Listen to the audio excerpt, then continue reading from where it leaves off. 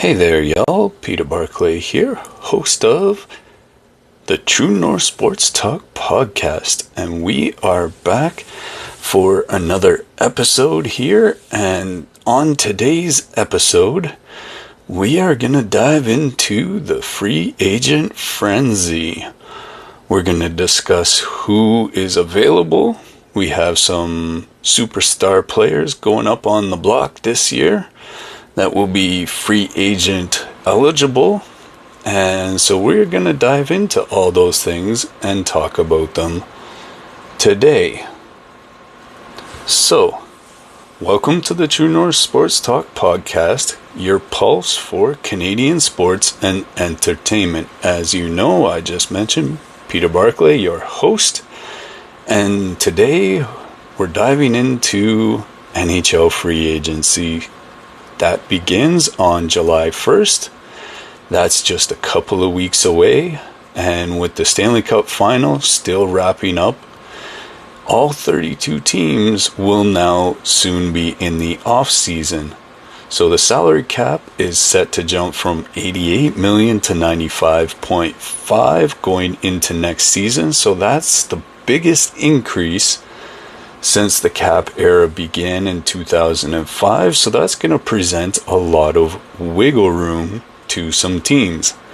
That's a $7.5 million boost with projections of 104 the year after and 113.5 in 27-28. So that gives some GMs around the league a bit more breathing room from what they may have had in years past.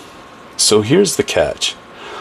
While the cap rises and opens doors, it also creates, how do we put this, a few more of those dud kind of deals where guys get overpaid just simply because teams can. Teams that are up against the cap as it is, such as Dallas or one of the final contenders in the Florida Panthers, they may lose some stars, while teams that have not been near the cap the last few years, like the San Jose Sharks or Columbus Blue Jackets, those teams have a whopping around $40 million in space, and they could just decide to go on a shopping spree and cut down their rebuild time, and they could take stars from teams like the Florida Panthers or up here north of the border, Edmonton, Toronto. I mean, Ottawa's up and coming a little bit. Winnipeg could get raided depending on who's available. So for Canadian fans, this is huge. So will it allow the Leafs to re-sign a Mitch Marner? Do they really want to? Or will the Oilers be able to bolster their depth around Connor McDavid, which the last couple years in the Stanley Cup, I mean, God loves Stuart Skinner. He's done really well the last couple of playoffs, but could they be looking to upgrade at goaltender? So, all that being said, we're going to break down the top unrestricted free agents. We're going to look at their potential fits around the league and how that will change the cap situation for whatever teams that they decide to go to.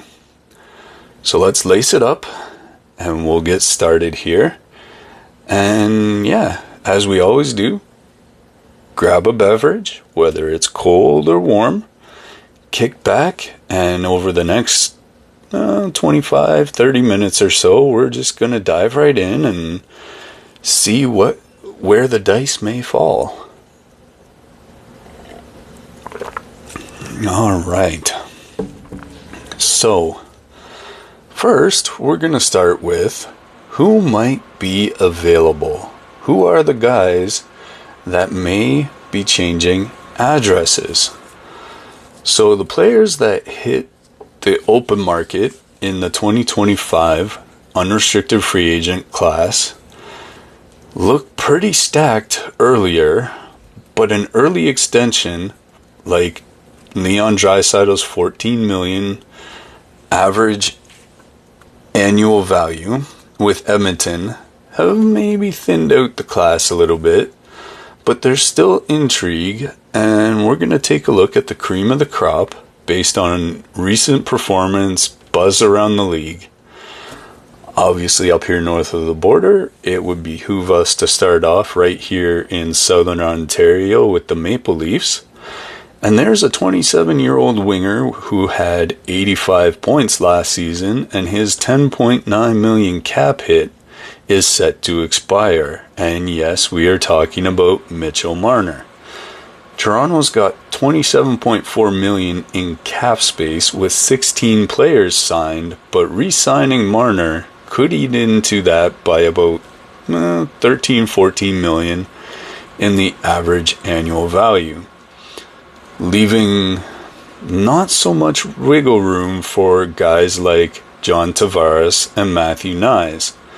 Now, that's not to say that those guys are more important than Marner, but they need everyone on board. So is there a fit elsewhere? So the Los Angeles Kings have maybe 20 million in cap space. They could use his playmaking the same way the Leafs do, with him playing beside Matthews with Anze Kopitar. His two-way game could elevate their offense, help their defense, though his playoff struggles may be a bit of a red flag for teams looking at Mitch Marner, because he seems to sometimes disappear come the most important time of the year.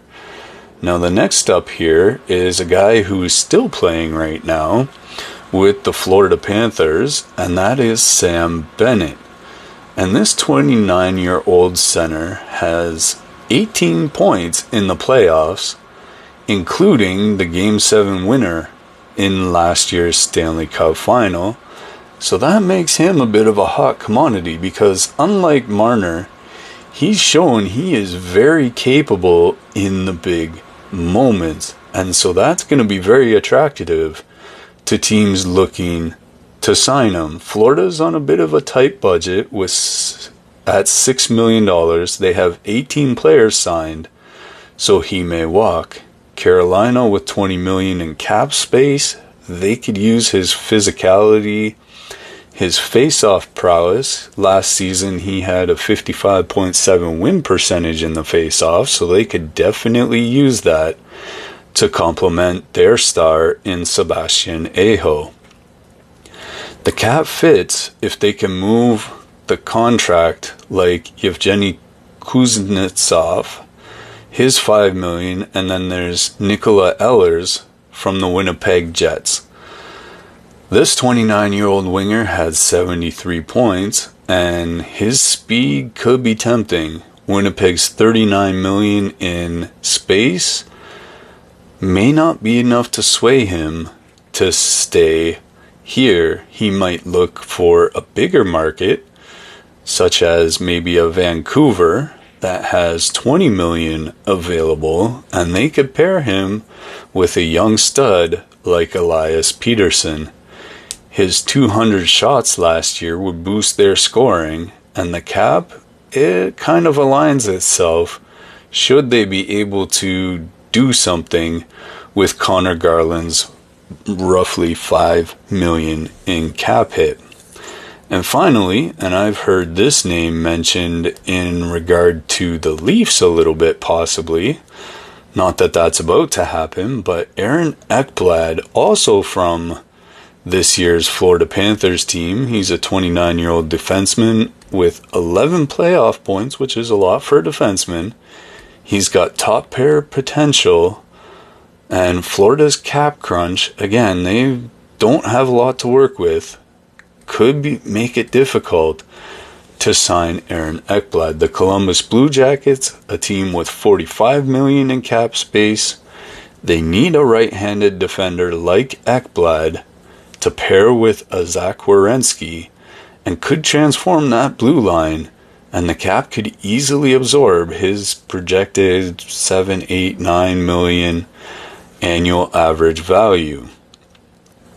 We're a little bit skeptical about Marner staying in Toronto. His playoff narrative may push him to prove himself in a place like in LA, Bennett and Ekblad's departures from Florida, they feel kind of likely given their cap squeeze there, and that opens it up for teams like Carolina and Columbus that have a lot of cap space. So they seem like smart bets to maybe swoop in and snap up some of these studs that are on the open market. So that being said, we've mentioned a few teams that may have space and fit that would be available for some of these teams.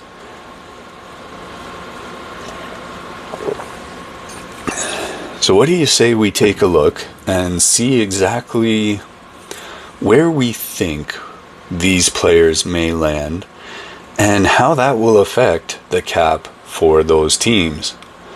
So as we explore these fits and how they will make sense within that cap, keep in mind the salary cap at $95.5 million gives teams a little bit of flexibility, but again, it's not a blank check, with roster limits being 23 players, existing contracts that some guys will be getting a raise for next year based on their contract.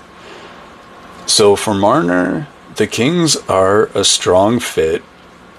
Their $20 million in space lets them offer, if they choose to, a $13 million annual value, and that would also help them retain Capo Kakko and Riker Evans as restricted free agents, so they will be able to sign the dotted line with those two guys, and with the cap projected to increase the next couple of years, that gives them the wiggle room to advance his pay as the time goes on. Marner's 85 points would help to address LA's 12th ranked offense, and his penalty kill minutes, which were a bit of a new thing for him this year, that gives them versatility on the penalty kill. The cap fits. They may have to move Trevor Moore's $5 million, but that would allow them to keep under the limit of 20 signed. So Bennett to the Hurricanes, that's an intriguing one, considering they just faced each other for the Panthers to get to the Stanley Cup final. Carolina does have some room with $20 million in space, so he's projected $6, $7, $8 million per year average annual value. So that would give them the space to potentially, and again, the cap goes up year by year depending on how business goes. If they were able to move Kuznetsov's $5 million, either like a sign and trade or a trade, they'd be able to fit Bennett's 18 playoff points, 55.7% face-off win into their cap space, and he'd be a good second-line center on that team. His physicality is something that Carolina could use, especially against his old team. It would complement their speed game, and the cap would leave room for a restricted free agent like Maki Samoskevich. Forgive me for that pronunciation. That's the first time I've actually seen that name. And Ehlers with the Canucks makes sense for their $20 million in space as well. Winnipeg might lose him if he looks for a bigger stage. Vancouver's 16 players signed leave room for about a $6-7 million annual average value, and his 73 points, 200 shots would be a shot in the arm for that 15th ranked offense. If they were able to, as we mentioned earlier, move Garland's about $5 million in cap space, that ensures they're able to stay under their number, and pair him up with Elias Peterson, and he's got a looming extension coming too, Peterson does, where his average annual value rises to 7.35, so that also would help them manage the numbers a lot better.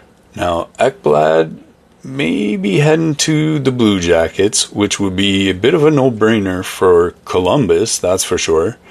They have $45.6 million, which easily would allow them to sign Ekblad $7-8 million annual average value, and then they would have some players still yet to sign, but that would still leave them a lot of room in order to sign those players. He averaged 22 minutes in ice time and has 11 playoff points so far, and that could help Columbus on the right side. So pairing him with Werenski, who had a 25-minute time on the ice, that creates a top pair that would be formidable for any team in the NHL. And that cap also would allow them to re-sign restricted free agents like Dmitry Voronkov, though their prospect depth might limit aggressive spending elsewhere. So the cap rise fuels this. But for me, I question if teams will overpay.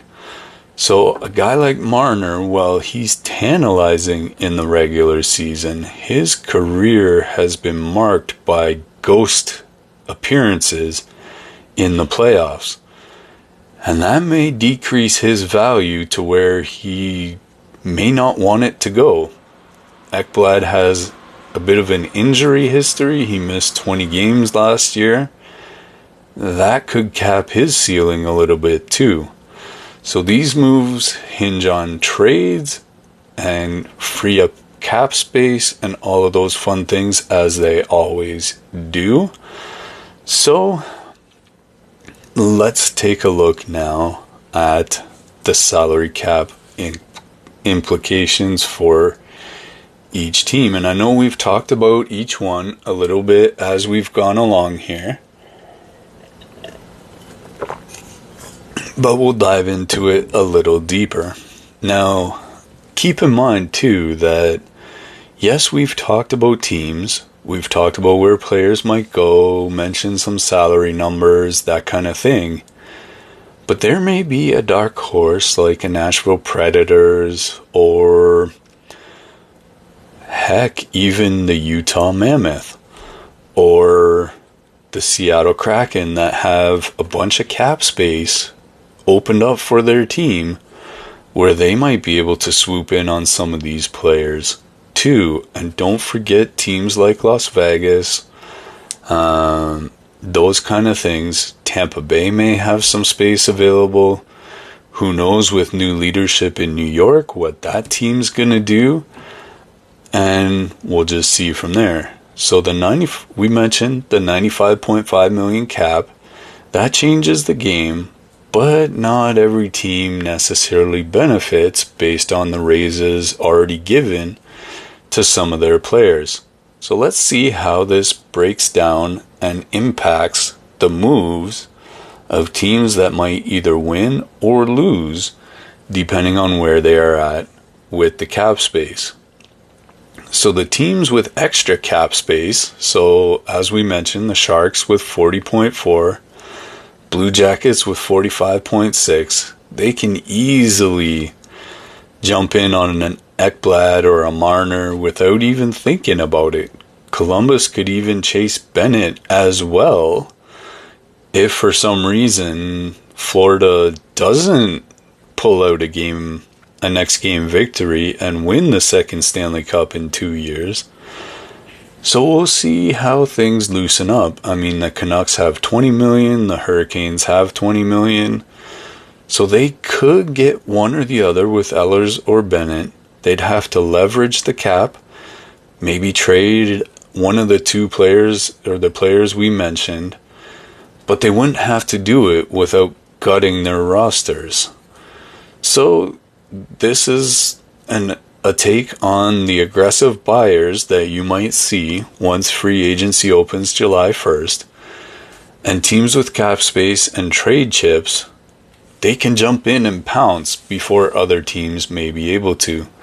So cap-strapped teams have a tough choice. The Oilers only have $1.5 million after Evan Bouchard's 10.9 kicks in, and they might lose a player like a Corey Perry unless they can pull a trade for someone like a Matthias Janmark.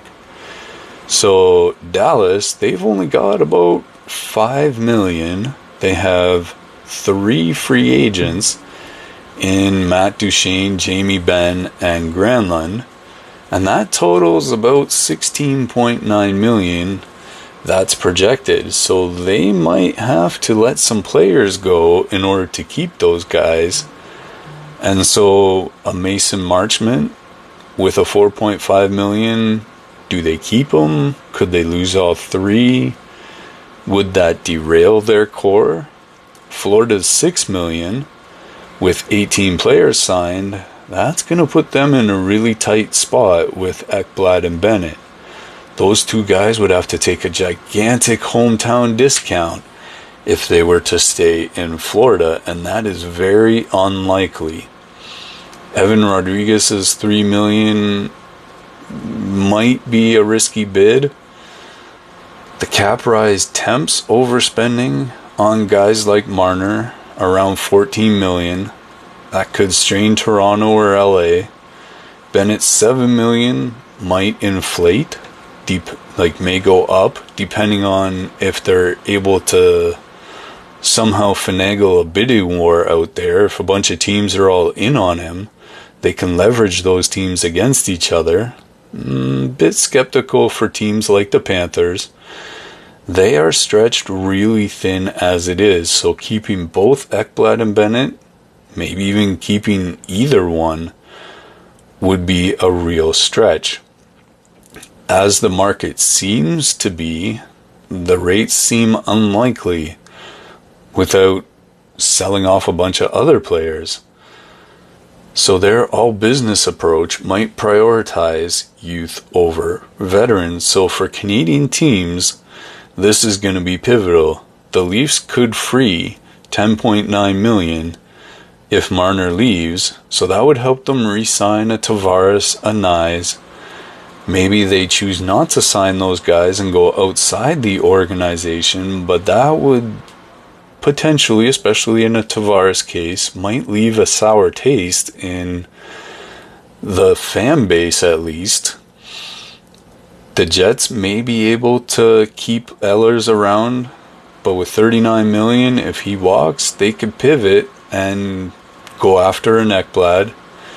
The Oilers, they need depth, but with only $1.5 million, they won't be able to do much unless they either let some guys walk or make some trades. So we'll see. This is going to be a very interesting July 1st to see how much movement there ends up really being on that day, because there will be certain teams that can just jump in and be like, all right, we'll take these guys on. But then there's other teams that will either have to make some trades or just look in different directions and try and find some lower cost talent that they can try at least to strengthen their teams. So it's prediction time, and as many of you know, I hate predictions, but when it comes to free agency, I'm a little bit less against them. I could see Marner heading west to a place like the Kings. That would relieve some of the spotlight and the scrutiny from him being in a different market that has a lot more going on than just being focused on hockey. And Toronto has always been a cook oven for players, the same way playing in New York would be for a baseball player or LA would be for a basketball player. The pressure is just different. Bennett could join the Hurricanes, and Florida's cap crunch could force moves. So Ehlers, well, let's hope he stays in Winnipeg, because they could really use him. That $6 million, well, he could be. That would work out really well for him and for the Jets. But if he goes to Columbus for, say, 7.5, their space lines up perfectly for that. So the cap rise is a bit of a double-edged sword for teams. The teams with space will feast. The cap-strapped teams, like a Dallas, a Florida, and even the Leafs a little bit, they will lose a lot more than they gain. For Canadian fans, this is a bit of a make-or-break moment. And let's see how Toronto, Edmonton, Winnipeg, those are the three best Canadian teams at this point. Let's see how they are able to seize the day and either improve their teams or who they may lose. So we'll take a look. Tune in to Sportsnet Plus for the free agency frenzy with all the updates throughout the day. That'll be starting on July 1st. So follow us here at True North Sports Talk on Spotify. We're on YouTube. We're on Rumble. Anywhere you get your podcast. Let's use the hashtag True North Sports Talk and let us know where you think these free agents will be landing. Let's keep the hockey talk going. And yeah, let us know what you think and where you think these guys will end up. And so that's our look at the free agent frenzy for this year. So until then, keep your cup going. Get your crystal balls out. See where all these guys are going to end up. As for me, Peter Barclay here, I'm going to take the rest of the time and see what we can figure out here as we go along.